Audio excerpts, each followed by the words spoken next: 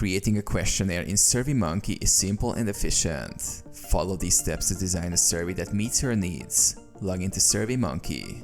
Visit SurveyMonkey's website and log into your account. If you don't have an account, sign up for free. Start a new survey. On the dashboard, click Create Survey.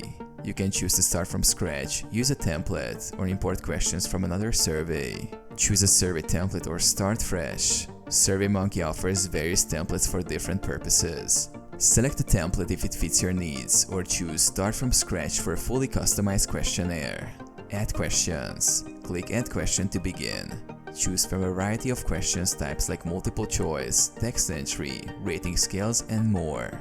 Customize each question by editing the text, setting answer choices, and adding instructions. Organize your questions. Drag and drop questions to reorder them. Group related questions together and use page breaks to organize the flow of your survey. Apply logic. Use skip logic or page logic to direct respondents to different questions based on their answers, making the questionnaire more relevant and personalized. Preview your survey. Click Preview to see how your questionnaire will look to respondents. Test all questions and logic to ensure everything works correctly. Save and publish. Once satisfied, save your survey and click Next to proceed to distribution options.